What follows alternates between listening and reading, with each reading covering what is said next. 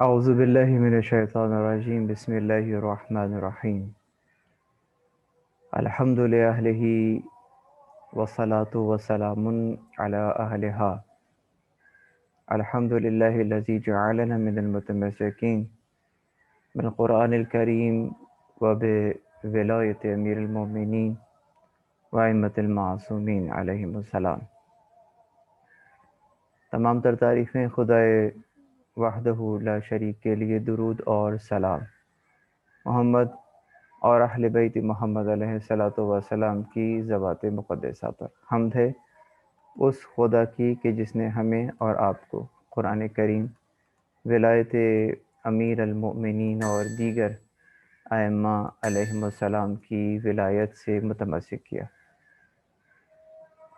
عقائد اسلامیہ کے باب میں کی جانے والی گفتگو کا مجموعی طور پر یہ 17واں درس ہے، اور ان سلسلہ دروس میں ہماری بحث عدل الہی تک آ چکی ہے، اور عدل الہی کے عنوان سے کی جانے والی گفتگو کا یہ چوتھا دور ہے۔ اب تک کی جانے والی گفتگو میں ہم نے عدل کی تعریف بیان کی کہ بنیادی طور پر عدل کسے کہتے ہیں، عدل میں اور مساوات میں کیا فرق ہے، عدل کی اقسام کیا ہیں، اور پھر گزشتہ درس میں ہم نے شر تک آ کر بات کو روک دیا تھا،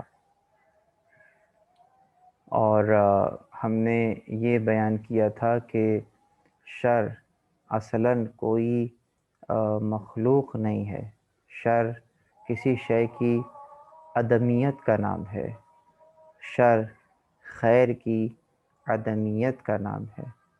پروردگار عالم نے مثلاً روشنی کو خلق فرمایا، روشنی خلق فرمائی، تو اگر کہیں روشنی نہیں ہے تو وہاں عدم روشنی ہے، روشنی کا فقدان ہے۔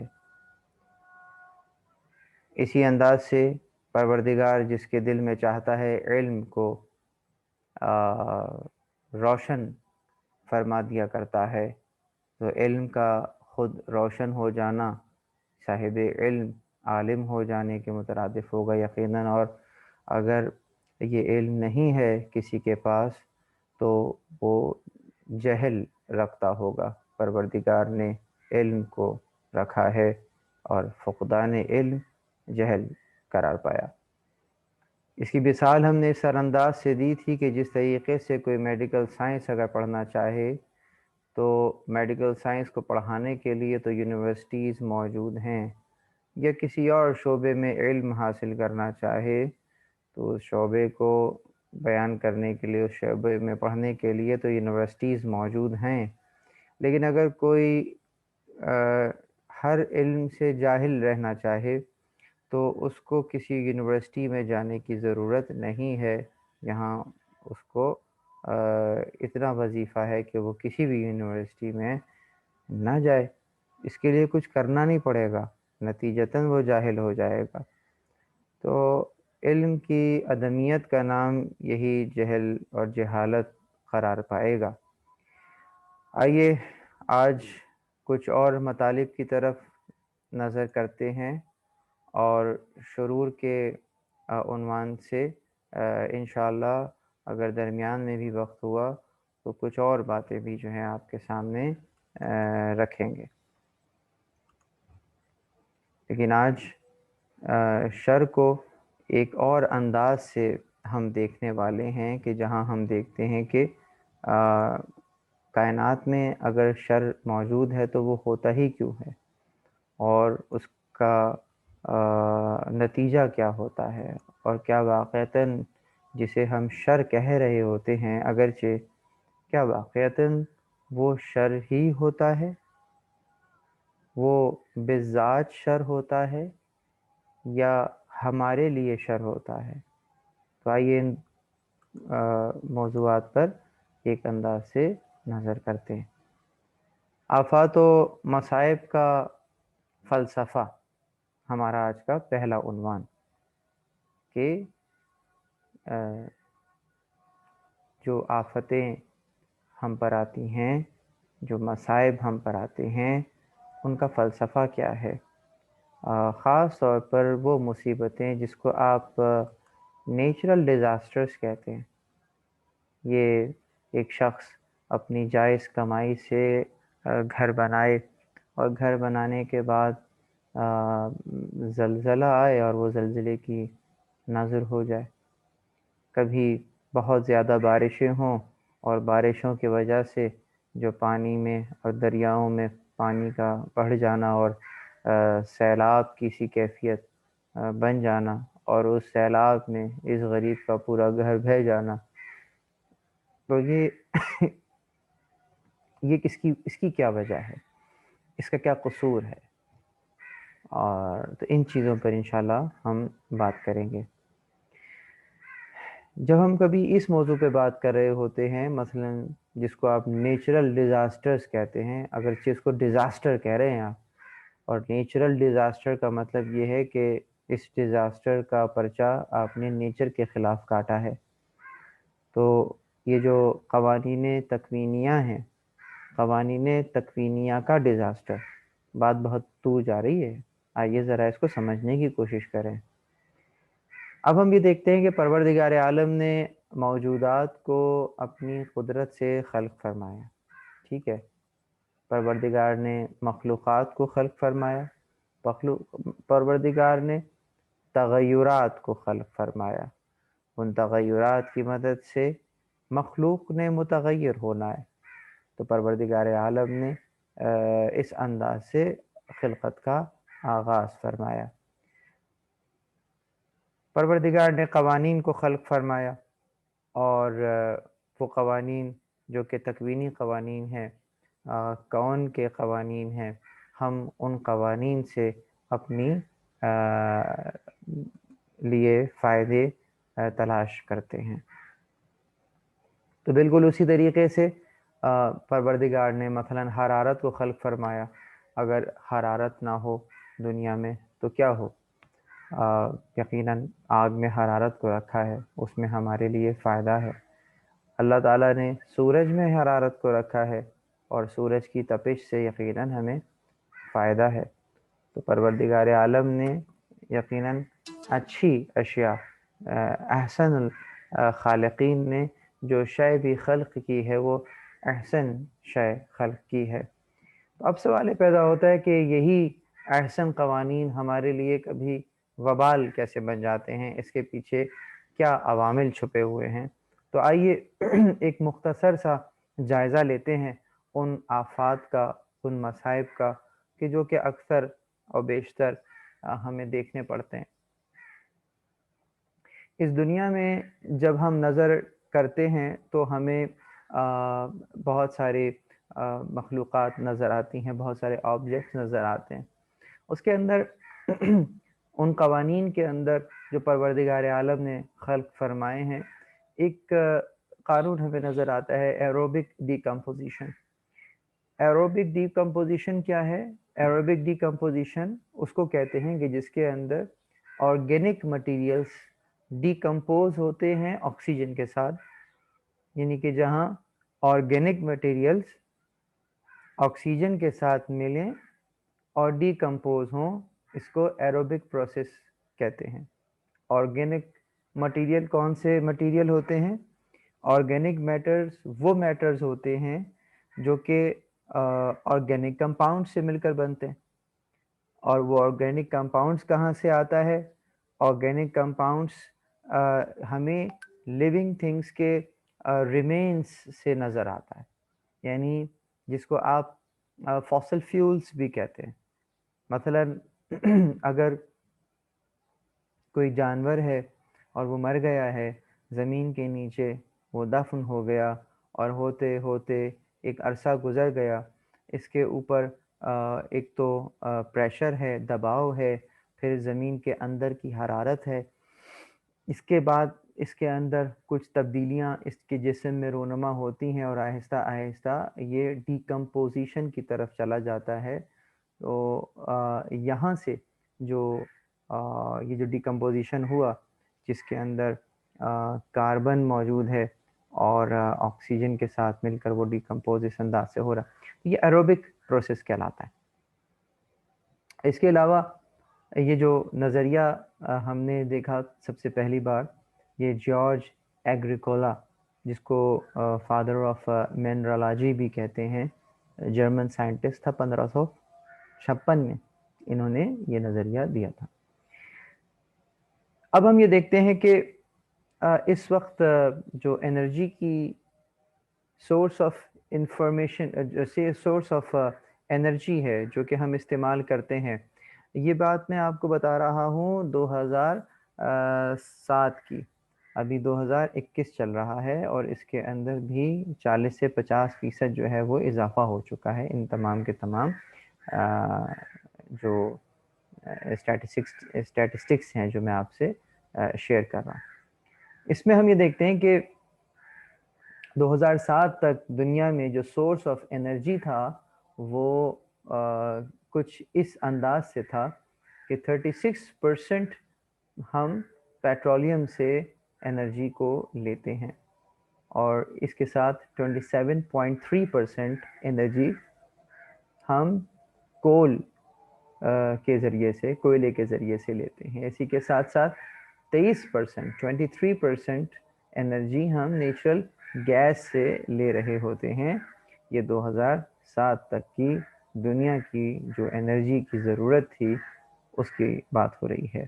تو تقریباً 86.3% جو شیئر ہے ہمارے انرجی کے لیے وہ فاسل فیول سے انرجی کا لینا ہے. فاسل فیول وہی ہوگا کہ جس کے اندر آپ کے جو ہے وہ جس میں آرگینک ڈیکمپوزیشن ہو رہی ہے، اور جس طرح سے اشیاء کا زمین کے اندر دب جانا اور ایک عرصے تک دبے رہنا اور پھر زمین کے اندر اس کا فیول کی شکل، تیل کی شکل اختیار کر لینا، جیسا کہ ہمیں ماضی میں نظر آتا ہے.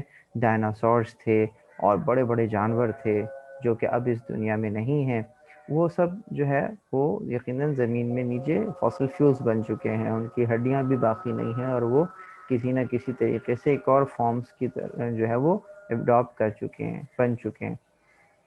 خود ہم جب زمین میں دفن ہو جائیں گے تو ایک وقت آئے گا کہ ہم بھی ڈیکمپوز ہو جائیں گے، ہم جس کو کہتے ہیں مٹی میں مل جائیں گے. تو مٹی میں مل جانے کا مطلب کیا ہے؟ ہم کہاں چلے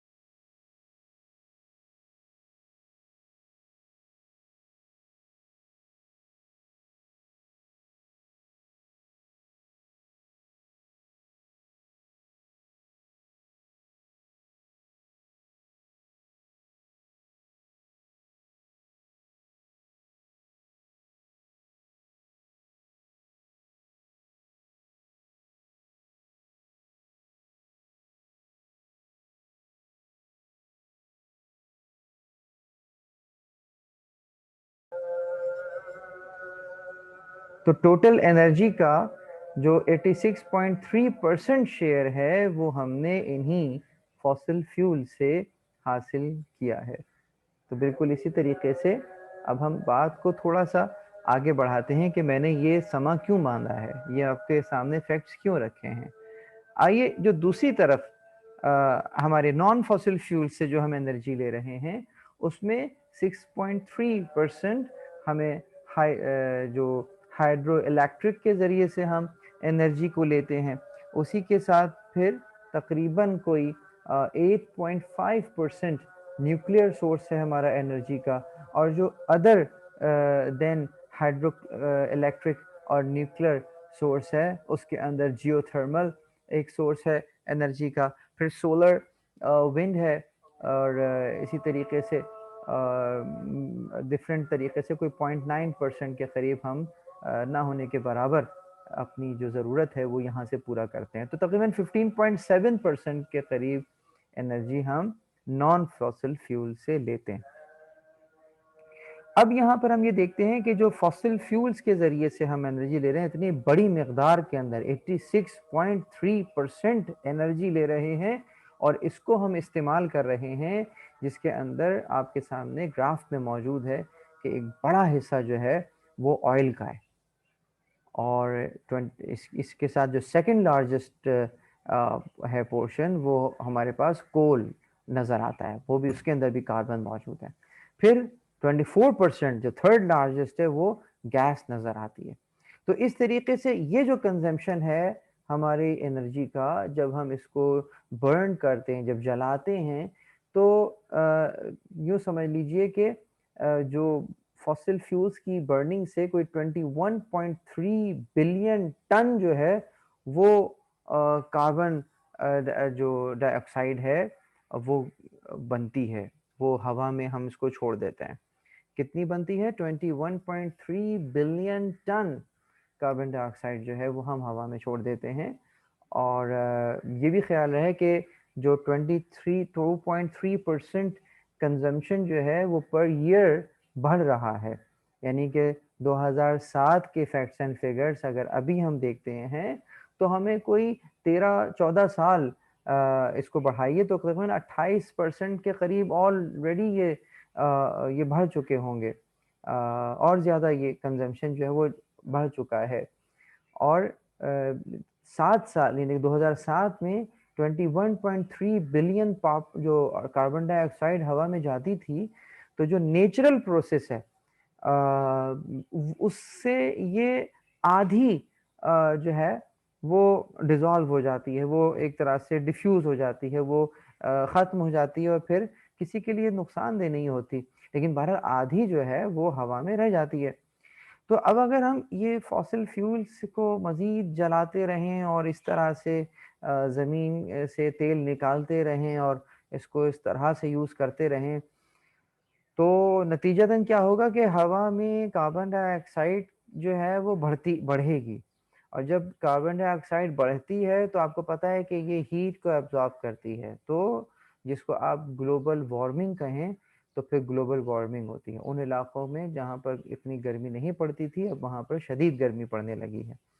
دنیا کا ٹیمپریچر جو ہے وہ ڈسٹرب ہو گیا ہے، گلیشیئرز پگھلنا شروع ہو گئے ہیں، اور جن علاقوں میں پانی نہیں تھا اب وہاں تک بھی جو ہے وہ پانی آنا شروع ہو گیا ہے. یہ تمام کے تمام مسائل جو ہیں وہ اس طرح سے ان نیچرل طریقے سے انرجیز کو لینا، اور پھر یہ اس انداز سے جس کو کہتے ہیں کہ ہر چیز کی افراط اور تفریط، کسی چیز کی زیادتی جو ہے وہ بہت بری ہوتی ہے، تو یہ اس زمرے میں چیز آتی ہے.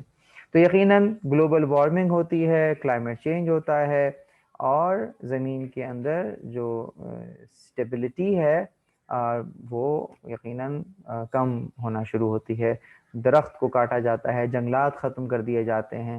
تو جب جنگلات ختم ہوتے ہیں تو وہ ایک طرف تو آپ کو فریش ایئر نہیں دے، وہ جو آکسیجن کا لیول ہے وہ نہیں دیتے، اور دوسری طرف وہ جو زمین کو جوڑ کے رکھتے ہیں وہ بھی چیز ختم ہو جاتی ہے، اور وہاں پر یا تو زلزلے یا پھر جسے آپ اگر دریا کے کنارے ہیں تو وہ زمین کٹنا شروع ہو جاتی ہے، پانی بڑھنا شروع ہو جاتا ہے، خشکی کم ہو جانا شروع ہو جاتی ہے. تو یہ تمام کے تمام مسائل جو ہیں وہ سامنے نظر آتے ہیں.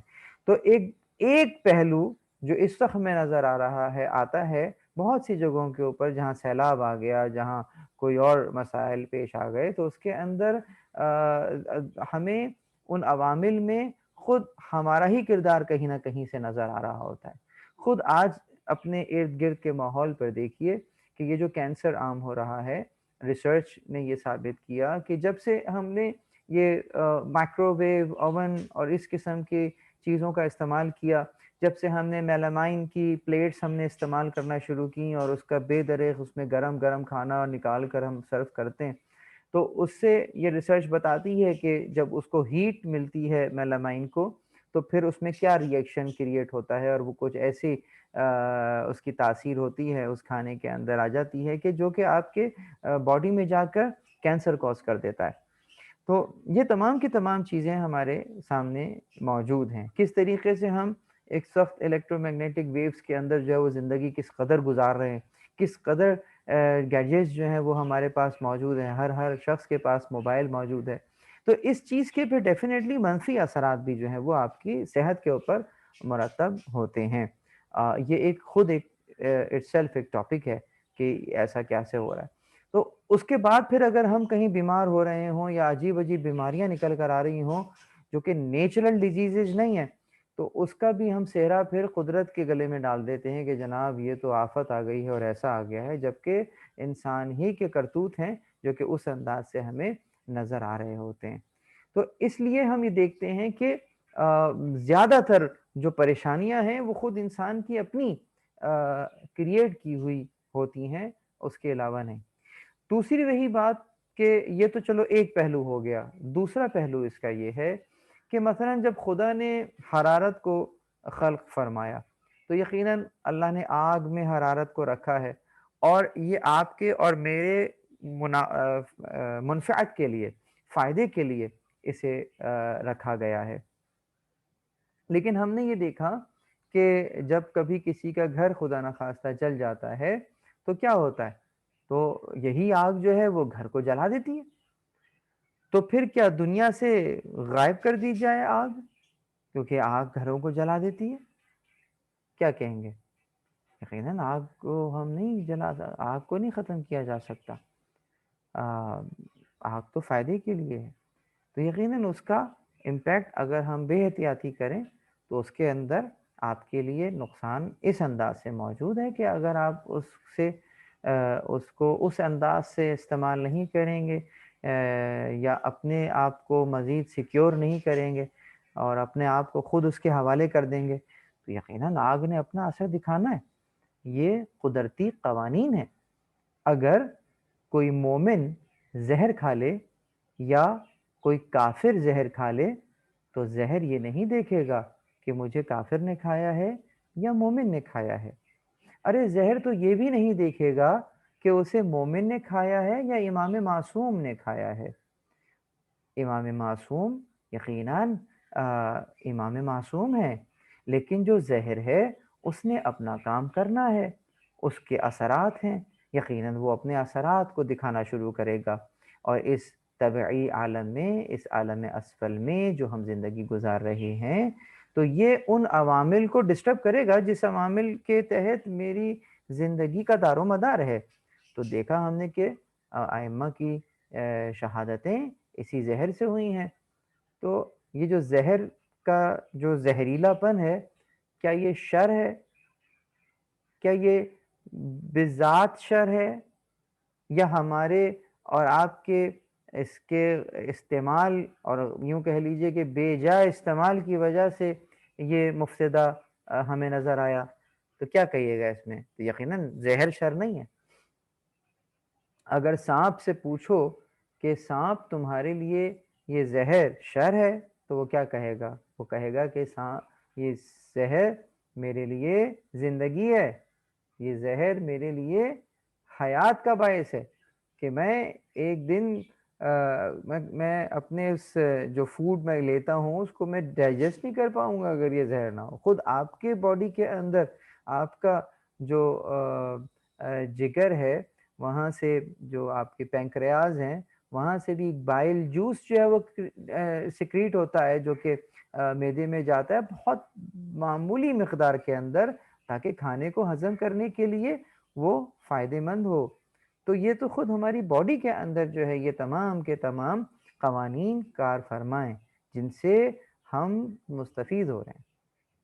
بالکل اسی طریقے سے یہ جو ہمارے جو قوانین پروردگار نے بنائے ہیں، یہ سارے اچھے قوانین ہیں. ان قوانین کے اندر کوئی خرابی نہیں ہے، کچھ بھی نہیں. لیکن یقیناً ان قوانین کے اثرات ہیں. تو جن جگہوں پہ اس کے اثرات مرتب ہوتے ہیں اس انداز کے کہ ہم جہاں ان قوانین کو ڈسٹرب کریں، ان کو خود کو ان کے حوالے کر دیں، وہاں جہاں پر یہ ہمارے لیے نقصان دہ ہوں، تو پھر یہ ہمارے لیے یقیناً ہمارے لیے نقصان دہ ثابت ہوتے ہیں. اب سوال یہ پیدا ہوتا ہے کہ جیسے میں نے عرض کیا، سامنے لکھا ہے شرور کے فائدے، کہ شر کا فائدہ کیا ہے؟ تو ہم نے لکھا کہ ہاں شرور. اب ذرا غور کیجئے گا کہ یہ جو چیز جس کو آپ شر کہہ رہے ہیں، تھوڑی دیر کے لیے اگر تصور بھی کر لیں کہ چلیں یہ شر ہے، تو تھوڑی دیر کے لیے سمجھیں کہ اگر شرور سے پاک دنیا کی کیا حالت ہوگی، کس انداز سے آپ اس دنیا کو دیکھیں گے اگر یہ چیزیں ہٹا لی جائیں۔ آپ نے کہا کہ چھت سے گر کر لوگ مر جاتے ہیں، اچھا تو گریوٹی نے مار دیا، تو چلو کل سے گریوٹی ختم کر دیتے ہیں۔ اس کے بعد بتائیے کہ دنیا کے لوگ پیر رکھ کر زمین پہ چل سکیں گے؟ یقیناً گریوٹی اچھی ہے، لیکن یہ اس کا اثر ہے کہ کس طریقے سے کون۔ اب سوال یہ پیدا ہوتا ہے کہ کائنات میں جو شر موجود ہے وہ اس کو ہم بعنوان نقص یاد کریں گے۔ کیا وہ شر کائنات کا نقص ہے؟ کیا یہ کائنات کا ذاتی نقص ہے، ایک بری چیز ہے کائنات کے لیے، یا اپنی جگہ پر یہ ایک کار فرما ہے اور کسی اور جگہ کے لیے یہ شر ہے؟ اب اگر میں دیکھتا ہوں کہ اس عالم ہستی کے اوپر یہ جو ایک نظام ہے حاکم، اس میں شر کی کیا حیثیت ہے؟ کیا واقعتاً ہمیں وہ شر بذات شر نظر آتا ہے یا کوئی اور مسئلہ ہے؟ آئیے میرے ساتھ ذہن سے ذہن ملائیے گا۔ یہ جو عالم ہستی پر جو نظام سے قطع نظر کریں، فقط شر کی حیثیت کو دیکھیں، قدر و قیمت کو دیکھیں، کیا واقعتاً وہ شے جسے آپ پوائنٹ آؤٹ کر رہے ہیں، شر کہہ رہے ہیں، کیا واقعتاً کائنات کے لیے وہ شر ہے؟ تو یا آپ کے لیے وہ کوئی نقصان اور ضرر کا باعث ہے، لیکن کائنات میں دوسری موجودات اس سے فائدہ اٹھا رہی ہیں؟ اب سوال یہ پیدا ہوتا ہے، یہ تو ایک پہلو ہو گیا۔ دوسرا پہلو یہ ہے کہ کیا تکالیف فقط ضرر کا باعث ہیں؟ تکلیف میں فقط اور فقط منفی پہلو ہی ہمیں دیکھتا ہے، تکلیف میں کوئی مثبت پہلو نہیں ہے؟ کیا اس کے تکلیف کے کوئی مثبت اثرات نہیں ہیں؟ آئیے ذرا اس کو دیکھتے ہیں۔ مجھے یاد ہے کہ ایک آرٹیکل میں پڑھ رہا تھا، تو اس میں کسی بچے نے کیا دیکھا کہ وہ جو بٹر فلائی ہوتی ہے، وہ لاروا جو بنتا ہے، اس کے اسٹیجز ہوتے ہیں بہت سارے، تو وہ اپنے اس خول سے باہر آ رہا تھا۔ تو اس باہر آنے کے لیے اس نے بچے نے کہا کہ بیچارہ اتنا مشکل سے باہر آ رہا ہے، آؤ ذرا اس کو فوراً باہر نکال دیتے ہیں۔ تو اس بچے نے اس کو تھوڑی دیر میں باہر نکال دیا۔ کیا دیکھا کچھ دیر کے بعد کہ وہ مر گیا، اس لیے کہ بالکل اسی طرح سے جیسے ایک انڈے میں سے چوزا باہر آ رہا ہوتا ہے، وہ زور لگاتا ہے، وہ طاقت استعمال کرتا ہے، وہ اپنے مسلز کا استعمال کرتا ہے، اور وہ تکلیف جھیلنے کے بعد جب وہ اس دنیا میں قدم رکھتا ہے تو پھر اس دنیا کے مسائل کو جھیلنے کے لیے یہ آمادہ ہو چکا ہوتا ہے۔ تو اس تکلیف کو جھیلنے کے بعد جب یہ یہاں آتا ہے تو اس کے لیے پھر آسانی ہی آسانی ہے۔ قرآن کریم بھی یہی کہتا ہے فَإِنَّ مَعَ الْعُسْرِ يُسْرًا، کہ ہر مشکل کے بعد ایک آسانی ہے۔ تو جب کبھی بھی مشکل آئے تو سمجھ جاؤ کہ کوئی آسانی آنے والی ہے۔ تو اسی طریقے سے یہ پورا نظام ہے پروردگار کا کہ جو کہ اس انداز سے چل رہا ہے۔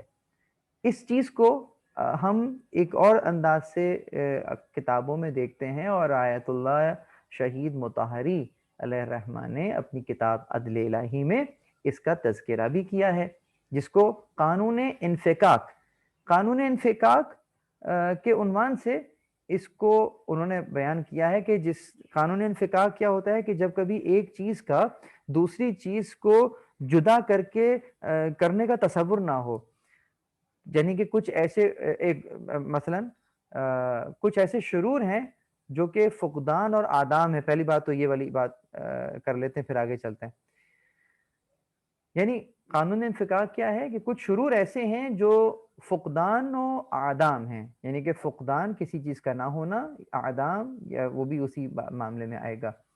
مثلاً کچھ کا تعلق جو ہے وہ عالم تکوین سے اس کا تعلق ہے، یعنی کہ ان کے ظرف وجودی کی استعداد کا نقص ہے، اور ان کا ممکن الوجود ہونا ہے۔ ممکن الوجود ہونے کا مطلب یہ ہے کہ ان کا محتاج ہونا ہے کسی چیز کے اوپر، تو وہ جب تک ان کو یہ نہیں ملے گا وہ نہیں ہوگا، جب وہ نہیں ہوگا تو یہ ہوگا۔ تو یہ جو نقص ہے یہ ان کا ذاتی نقص نہیں ہے، وہ علت کے نہ ہونے کی وجہ سے اس کے لیے کسی چیز کا نہ ہونا، تو یہ اس چیز کا نقص کہلائے گا، نہ کہ اس کا ذاتی نقص ہے۔ تو تو بالکل اسی طریقے سے اگر ہم دیکھتے ہیں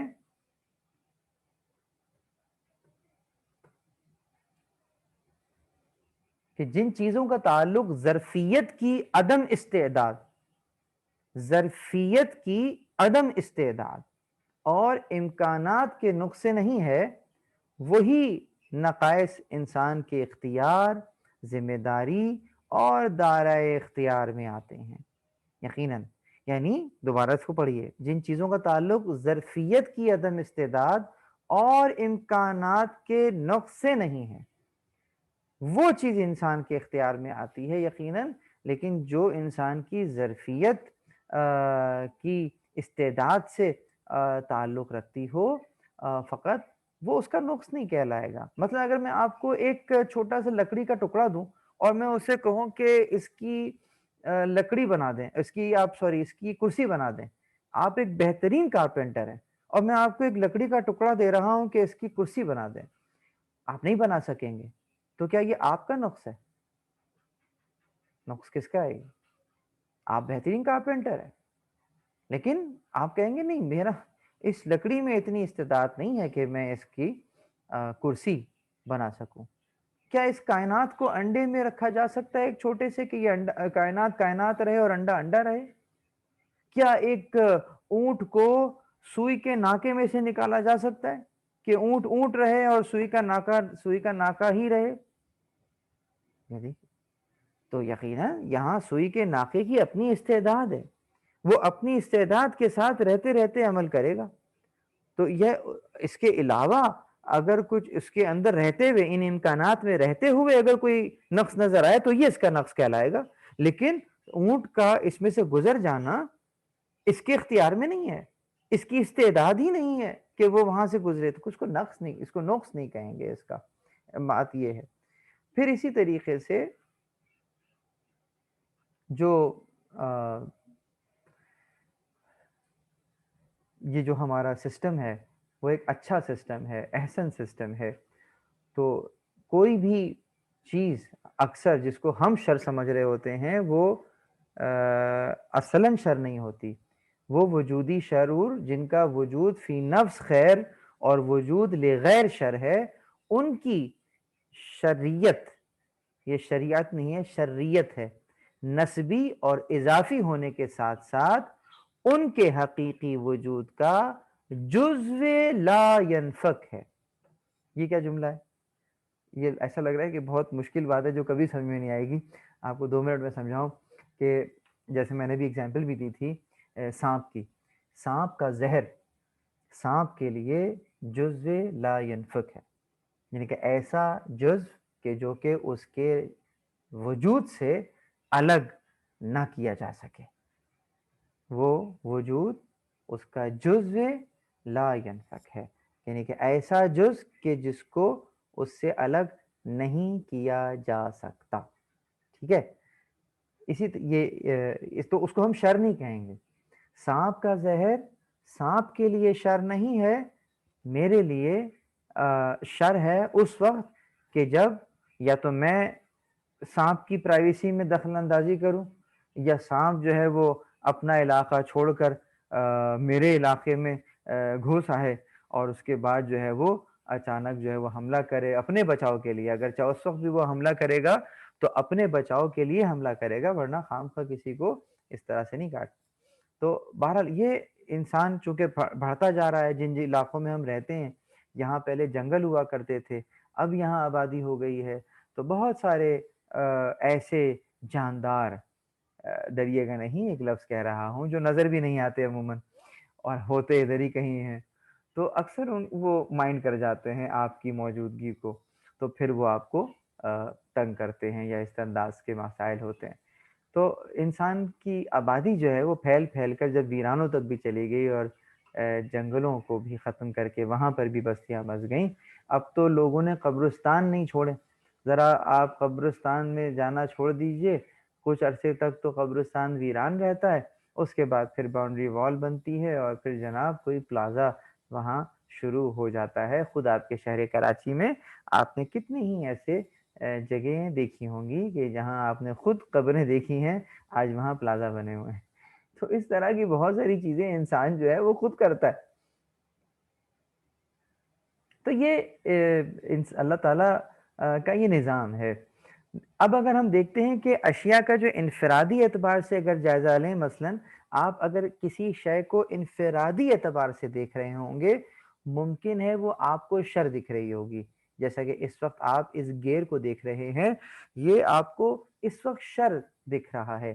لیکن اگر آپ اس کو ذرا لارجر ایکسپیکٹ میں دیکھیں تو یہ جس نظام کے اندر ہے وہاں یہ اپنا کام انجام دے رہا ہے، اور اس کی وجہ سے اوور آل پورا نظام جو ہے وہ ایکول، اس کا ایکویلیبریم جو ہے، اس کا متوازی جو اس کی کیفیت ہے وہ قائم و دائم ہے. تو اس لحاظ سے اگر انفرادی اعتبار سے دیکھیں گے تو ممکن ہے آپ کو شر دکھے گا، لیکن اگر نظام میں اس کو غور کریں گے تو وہ یقیناً نظام کا حصہ نظر آئے گا. یہ جسے آپ بدصورتی کہتے ہیں، یہ کیا چیز ہے؟ اس عالم ہستی کے مجموعے کا حصہ ہے یا نہیں ہے؟ غور کریں، اگر دنیا کے سارے لوگ بدصورت ہوں، بہت توجہ رہیں، اگر سارے لوگ بدصورت ہوں تو اصلاً کوئی بھی بد نہیں رہے گا اور نہ کوئی خوب رہے گا. اگر سارے لوگ خوبصورت ہوں تو پھر کوئی بھی خوبصورت نہیں ہوگا، اس لیے کہ خوبصورتی کا معیار ہی ختم ہو گیا. یعنی اگر خوبروؤں کی قوت کشش بدروؤں کی قوت دافعہ کی وجہ سے ہی تو وہ قوت کشش ہوتی ہے، تو تبھی تو آپ پہچانتے ہیں بدروؤں کی قوت دافعہ ہی تو سبب بنتی ہے کہ خوبروؤں کی کشش پہچانی جائے. ارے یہ جس کو آپ بدبو کہتے ہیں اس کا اتنا احسان ہے کہ اگر یہ بدبو نہ ہو تو ہم خوشبو کو محسوس کیسے کریں گے؟ پھر ہمارے لیے خوشبو کیسے رہے گی؟ اور اگرچہ اس بدبو کو بھی دیکھیے تو پھر کیا اس بدبو کو آپ شر کہیں گے؟ جی نہیں، بدبو اپنا کام کرتی ہے، خوشبو بھی اپنا کام کرتی ہے. کائنات میں دونوں اپنا حصہ ڈال رہی ہیں تاکہ کائنات کا نظام چلتا رہے. اگر کوئی جانور کہیں مر گیا، آپ کو تو کانوں کان خبر بھی نہیں ہوئی، ایک دن گزر گیا، وہ وہیں موجود ہے اور یہاں پر اس کے گلنے سڑنے کا عمل شروع ہوا. جیسے ہی گلنے سڑنے کا عمل شروع ہوا، اس کے اندر کچھ ایسے جراثیم پیدا ہوئے جو آپ کے لیے نقصان دہ ہیں. اگر یہ مزید یہاں رہ گیا تو یہ آپ کو نقصان پہنچائے گا. پروردگار نے اس میں بدبو کو رکھا ہے تاکہ اس کی بدبو آپ تک پہنچے اور آپ کو معلوم ہو کہ کوئی ایسا پروسیس انجام پا رہا ہے، اس کو فوراً وہاں سے برطرف کیا جائے. یہ تھا بدبو کا ایک طرح سے الارم کہ جس نے آپ کو چوکنا کر دیا. سڑنے کے بعد خوشبو نہیں آتی، بدبو ہی آتی ہے تاکہ آپ کا مزاج اس کو پسند نہ کرے اور آپ جتنی جلدی ہو سکے اس کو وہاں سے نکال دیں، الگ کر دیں. تو اسی طریقے سے بدبو اٹ سیلف شر نہیں. آپ کو معلوم ہے کہ یہ جو گیس چولہے سے جو آپ استعمال کرتے ہیں، جس کو آپ سوئی گیس کہتے ہیں، سوئی گیس کو سوئی گیس کیوں کہتے ہیں؟ اس لیے کہ وہ اس کی ایک بڑی تعداد جو ہے وہ اپنا بلوچستان میں سوئی کے مقام سے نکلتی ہے. تو گیس کے اندر تو کوئی بو نہیں ہوتی، یا یوں کہیے کہ بہت زیادہ نہیں ہوتی، غیر محسوس طریقے کی ہوتی ہے. اس میں تو یہ چیز ملائی جاتی ہے تاکہ اگر کبھی یہ کہیں لیک ہو رہی ہو تو آپ کو اس کی مہک سے پتا چل جائے کہ کہیں گیس لیک ہو رہی ہے. تو یہ بدبو اب یہاں پر اس کو باقاعدہ ملائی جاتی ہے. تو اب بتائیے بدبو شر ہے یا خیر ہے؟ اس کی بدبو بھی خیر ہی کا کام انجام دے رہی ہے. تو عالم ہستی کے اوپر کوئی بھی چیز اس انداز سے بند نہیں ہے. خوبصورتی کی گردن پر بدصورتی کا بڑا حق ہے، اس لیے کہ خوبصورتی کو پہچانوانے والی شے جو ہے وہ بدصورتی ہے. تو اسی طرح سے ہم دیکھتے ہیں کہ مصائب و آرام مصائب جو ہیں وہ آرام و آسائش کی ماں قرار پاتے ہیں، کیونکہ مصیبت و برائی کمال و سعادت، یا یوں کہہ لیجئے علت و معلول کا رابطہ آپس میں اسی انداز سے رہتا ہے۔ جس طرح سے ہم نے ابھی میری بہن نے کسی نے لکھا ہے کہ مردے سے بدبو آتی ہے، جی ہاں، مردے سے بدبو اسی لیے آتی ہے کہ اس کے اندر بھی وہی پروسیس شروع ہو چکا ہے اور تمہارے لیے نقصان دہ ہے، اسی لیے اس کو آپ اس میں وہ گلنے اور سڑنے کا عمل شروع ہو جاتا ہے۔ اگرچہ یہ گلنے اور سڑنے کا عمل جو ہے یہ خود اس کے لیے خیر ہے، اس کو ڈیکمپوز کرنے کے لیے پروردگار عالم اسی میت میں سے حی، یحیی من المیت من الحی، اور میت میں سے ہی حی کو نکال لیتا ہے، یحیی حی من المیت، میت میں سے حی نکالتا ہے، حی میں سے میت نکالتا ہے۔ تولج اللیل والنہار فتولج النہار فی اللیل، دن میں سے رات کو نکالتا ہے، رات میں سے دن کو نکالتا ہے۔ یہ پروردگار عالم کا لطف ہے۔ کس طریقے سے اگر ایسا نہ ہو، تصور کریں کہ انسان ڈیکمپوز ہونا ختم ہو جائے، جو مرا ہے ویسا ہی رہ جائے۔ جب سے دنیا بنی ہے کتنے لوگ اس دنیا میں آئے ہیں؟ سب کے سب اپنی اپنی جگہ موجود ہیں، چلنا دوبھر ہو جائے گا، کھیتی باڑی کرنا مشکل ہو جائے گی، قدم قدم کے اوپر لاشیں دکھائی دیں گی، دفنانے کا کنسیپٹ ہی ختم ہو جائے گا۔ دفناتے تو اسی لیے ہیں کہ ڈیکمپوزیشن ہو جائے، جب ڈیکمپوزیشن ہی نہیں ہو رہی تو کیا کیجیے گا؟ زمین کے حوالے کرتے کیوں ہیں؟ زمین کے حوالے تو ہم نے ڈیکمپوز ہونے کے لیے ہی کیا ہے نا، جس میں اس کی حرمت بھی باقی رہ جائے، عزت بھی باقی رہ جائے، اس کی بے حرمتی بھی نہ ہو، تو یقیناً آپ کے لیے میرے لیے پرابلم ہو جائے گا، مشکل ہو جائے گی۔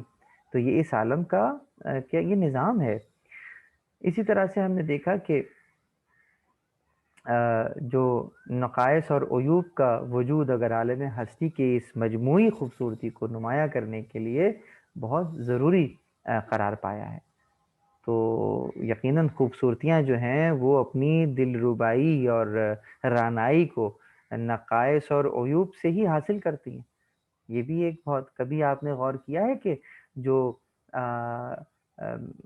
آپ کے گلشن میں جو پھول کھلا ہے گلاب کا، تو یقیناً اگر گلاب کی خوبصورتی اس گلشن سے ملی ہے تو وہ جو ساتھ میں کانٹا ہے وہ بھی اسی گلشن ہی سے پل کر جوان ہوا ہے۔ کانٹے کی اپنی خوبی ہے، پھول کی اپنی خوبی ہے، پھول اپنا کام کر رہا ہے، کانٹا اپنا کام کر رہا ہے، کانٹے کے رگوں میں بھی اسی زمین کا خون دوڑ رہا ہے، اگر آپ اس کو اس انداز سے بات کریں تو پھول کھلا ہے تاکہ وہ اپنی رانائی کی طرف متوجہ کرے، پودے کی طرف متوجہ کرے مختلف پرندوں کو کہ وہ اس کی خوشبو کو سونگھ کر، اس کے رنگوں کو دیکھ کر وہ اس پودے کی طرف سبقت کریں۔ تو یقیناً پودے کی آخرت بخیر ہوتی ہے اس پھول کی وجہ سے، جو کہ اٹریکٹ کرتا ہے مختلف پرندوں کو اپنی طرف، اور پھر ایک پرندہ ایک شاخ سے دوسری شاخ، دوسری شاخ سے تیسری شاخ، اور وہ جو پودوں کو جو عموماً کراس پولینیشن ہو رہی ہوتی ہے اور مختلف اس کے جو نظام کے تحت جو کام ہونا ہے وہ اس میں ہم نظر آتے ہیں کہ اس میں ان پرندوں کا بہت بڑا ہاتھ ہے۔ اور پھر بہت سارے وہ رس چوسنے والے کیڑے جو آتے ہیں، اور اس کے یہ ایک لائف سائیکل ہے جو ہر ایک دوسرے سے استفادہ کر رہا ہے۔ جیسے کہ میں نے آیت پڑھی یولج اللیل فی النہار و یولج النہار فی اللیل، یہ اسی کی طرف ہمیں اشارہ کرتی ہوئی نظر آتی ہے۔ سورہ حج کی 61 نمبر کی آیت تھی، سورہ لقمان کی 29 نمبر کی آیت ہے، فاتر کی 12 نمبر کی آیت ہے، اور سورہ حدید کی 61 نمبر کی آیت ہے۔ اس کے ساتھ لقد خلقنا الانسان فی کبد، سورہ بلد آیت نمبر 4، کہ انسان کو ہم نے مشکل میں، ایک مشقت میں کے لیے جو ہے پیدا کیا ہے۔ ناز و نعمت کی زندگی اگر دیکھیں تو وہ ضعف اور کمزوری کا سبب بنتی ہے۔ وہ بچے جن کو آپ نے دیکھا ہوگا کہ بہت نازوں سے پالا جاتا ہے کہ جناب ان کا پیر جو ہے وہ زمین تک بھی نہ آئے، یہاں ہم دیکھتے ہیں کہ خدا نخواستہ جب وہ نعمت ان سے لی جاتی ہے اور وہ شفیق ماں باپ ان کے سر پہ نہیں رہتے تو پھر وہ یہ کہتے ہوئے نظر آتے ہیں کہ یتیمی ساتھ لاتی ہے زمانے بھر کے دکھ آبی، سنا ہے باپ زندہ ہو تو کانٹے بھی نہیں چبھتے۔ تو یقیناً پروٹیکشن کرنے والا جب نہیں رہتا اس انداز سے تو پھر محسوس ہوتا ہے کہ ہاں ان کے ساتھ کچھ ایسا ہو رہا ہے۔ تو کبھی کبھی ہم یہ دیکھتے ہیں بہت زیادہ ناز اور نعم سے پالے گئے بچے جو ہیں پھر وہ مشکلات کا سامنا نہیں کر پاتے، پھر وہ زمانے کی سختیوں کو نہیں جھیل پاتے۔ تو ماں باپ کو اپنے بچوں کی تربیت اس انداز سے کرنی چاہیے کہ وہ جب معاشرے کے میں جائیں تو اس دنیا کی سختیوں کو بھی برداشت کرنے کی ان میں حوصلہ ہونا چاہیے، اس میں سکت ہونی چاہیے۔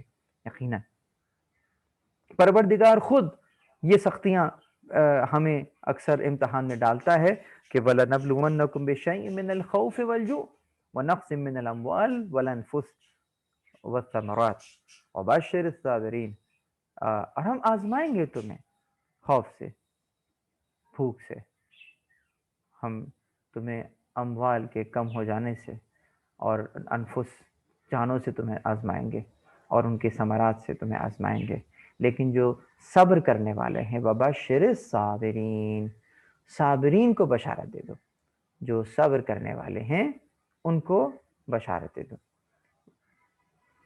جو کیا بشارت دے دو؟ یعنی کہ وبشر الصابرین، ان کی صفت کیا ہے؟ ان کی صفت یہ ہے کہ اذا اصابتہم مصیبہ، جب ان پہ مصیبت پڑتی ہے تو وہ یہی کہتے ہیں کہ ہم تو اللہ کے ہیں، واللہ، ہم تو خدا کے لیے ہیں اور اسی کی طرف لوٹ کر جانے والے۔ تو خلاصہ کلام یہ ہوا کہ تشریعی اور تکوینی نظام میں انسان کو اپنے کمال تک پہنچنا ہے اور ان مسائل اور ان پریشانیوں سے نبرد آزما ہو کر ہمیں اپنے اگلے مرحلے کی طرف جانا ہے۔ یہ جو ہم اس وقت اس عالم میں سانس کھینچ رہے ہیں، نہ جانے کتنے مسائل سے گزر چکے ہیں آنے والے حالات کا مقابلہ کرنے کے لیے۔ یقیناً تو تشریعی نظام کے اندر یہ جو عبادات کو رکھا ہے آپ کو مشقت میں ڈالا ہے۔ یقیناً حج کر لیجئے، معلوم چل جائے گا کہ حج میں کتنی مشقت ہے۔ یقیناً مشقت ہے، عبادات کے اندر مشقت ہے، جی ہاں مشقت ہے، لیکن جو عاشق ہوتا ہے وہ اس مشقت کو رحمت کے طور پر لیتا ہے، باقاعدہ اپنے آپ کو مشقت میں ڈالتا ہے۔ رات بھر بی بی زہرا عبادت میں کھڑی ہوتی تھیں، پوری رات پیروں میں ورم آ جاتا تھا، اپنوں نے نہیں غیروں نے لکھا ہے، اور کہ پوری رات جو ہے عبادت کر رہی ہیں، کھڑی ہوئی ہیں محراب عبادت میں، خود رسول اللہ کے پیروں میں بھی ورم آ جایا کرتا تھا۔ تو یہ تشریعی نظام کے اندر اگر دیکھتے ہیں تو ہمیں عبادات کے اندر ظاہراً مشقت نظر آتی ہے، لیکن اس مشقت کے بعد آسانی ہے۔ تکوینی نظام کے اندر دیکھ لیں تو مصائب و مشکلات نظر آتے ہیں، اور ان مصائب و مشکلات کا سامنا کرنے کے بعد سفر جاری رکھنا، جس کو صبر کہتے ہیں، آسانیاں ہی آسانیاں ہیں۔ اسی لیے مرنے کے بعد وہاں پر ہم نے نہیں دیکھا کہ جنت میں کوئی زلزلہ آئے گا، جنت میں بھی کوئی بارش اس انداز سے کوئی طوفان آ جائے گا۔ وہاں کا موسم تو بہت پلیزنٹ ہے، وہاں کا موسم بہت خوشگوار ہے، اور وہ لوگ کہ جو ان نعمتوں سے نہیں استفادہ کر رہے ہوں گے خدا نخواستہ اور جہنم میں ہوں گے، تو وہ جو جہنم میں دیکھ رہے ہوں گے وہ کچھ وہاں بنا نہیں ہوگا، وہ خود انہی کے اعمال ہیں جو اس شکل میں انہیں وہاں دکھ رہے ہیں، وہ خود انہی کے عقائد ہیں کہ جو ان کو وہاں پر اس صورت میں دکھ رہے ہیں۔ تو اس جہنم میں آگ تو یہ خود لے کر گئے ہیں اپنے اس دنیا میں کیے گئے اعمال کی وجہ سے۔ تو ان اللہ اذا حب عبد غتا بالبلاء غطا، غتا غطا، کہ اللہ تعالیٰ جب کسی کو محبوب رکھتا ہے نا تو اس کو بلاؤں کے اندر گھیر دیتا ہے، اس پہ ڈال دیتا ہے، ایک کے بعد ایک اس کے اوپر مصیبت آتی ہے۔ ایسا کیوں ہوتا ہے؟ بلا مصیبت کو کہتے ہیں۔ مصیبت یعنی اگر آپ سے کہا جائے کہ جناب آپ کا ابھی جو ہے وہ کل جو ہے ہم آپ کا 100 نمبر کا جو ہے وہ ایک ٹیسٹ لینے لگے ہیں، آپ کہیں گے کیا مصیبت آ گئی، آج رات یہ پڑھنا پڑے گا، وہ ہونا پڑے گا، تو یہ آپ اس کو ایز اے مصیبت کے طور پہ لے رہے ہوں گے۔ پریشانی کے طور پہ لے رہے ہوں گے، لیکن حقیقت کیا ہے، کیا واقعی وہ پریشانی ہے؟ اس ٹیسٹ کو دینے کے بعد جو اس میں اچھے نمبر لیں گے، جو پاس ہو جائیں گے، وہ یقیناً اگلے درجے میں چلے جائیں گے. یعنی اس مصیبت کا مقابلہ کرنے کے بعد، اس میں کامیابی ہو جانے کے بعد لازماً اگلا نتیجہ جو ہے وہ بلندی درجات کا مرحلہ ہے. خود میں اور آپ کیا، حضرت ابراہیم علیہ الصلوۃ والسلام، وَإِذَ ابْتَلَى إِبْرَاهِيمَ رَبَّهُ بِكَلِمَاتٍ، اور جب ابراہیم کو اس کے رب نے مبتلا کیا امتحان میں، فَتَمَحُنَّ، پس جب وہ اس میں پاس ہو گئے، جب انہوں نے اس کو کلیئر کر لیا، جب اس میں انہوں نے سرخرو ہوئے، تو پھر ہم نے کہا انی جاعلک للناس اماما، ہم نے تمہیں لوگوں کا امام بنا دیا. تو یعنی کہ حضرت ابراہیم کو امتحانات میں ڈالا گیا، اور جیسے ہی وہ سرخرو ہوئے، انہیں اگلے درجے کے اندر، انہیں ایک طرح سے کہیں گے ترقی مل گئی، انہیں امام بنا دیا. تو یہ یقیناً ایک ریوارڈ نظر آتا ہے حضرت ابراہیم علیہ السلام کو.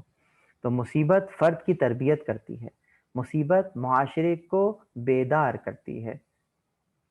اور اسی لیے ہم نے کہا کہ وما ظلمنا ہم ولکن کانوا انفسہم یظلمون، کہ انسان ہم ظلم نہیں کرتے، وما ظلمنا ہم ان پر ظلم نہیں کرتے، جبکہ لوگ جو ہیں خود اپنے اوپر جو ہے وہ ظلم کرتے ہیں. تو یہ خلاصہ کلام تھا آج کی گفتگو کا، جو کہ ہم نے کی ہے. انشاءاللہ اگلے درس کے اندر ایک بہت اہم ٹاپک کو لے کر آپ کے سامنے حاضر ہوں گے، اور جس کو ہم کہتے ہیں کہ قضا اور قدر. بہت ہی نازک ٹاپک ہے، بہت ہی اہم ٹاپک ہے. انشاءاللہ اگلے درس میں اس کو پڑھیں گے. تب تک کے لیے پروردگار عالم سے دعا ہے کہ ہمیں ان عقائد کو سننے، سمجھنے اور عمل کرنے کی توفیق عنایت فرمائے. امام زمان کی سلامتی کے دعا کے ساتھ بسم اللہ الرحمن الرحیم. اللہم کن لولیک الحجۃ ابن الحسن صلواتک علیہ وعلی آبائہ فی هذه الساعة وفی کل ساعة ولی وحافظ وقائد وناصر ودلیل معینہ حتی تسکنہ ارضک طوعا وتمتعه فیہا طویلا. اللہم صلی علی محمد وآل محمد.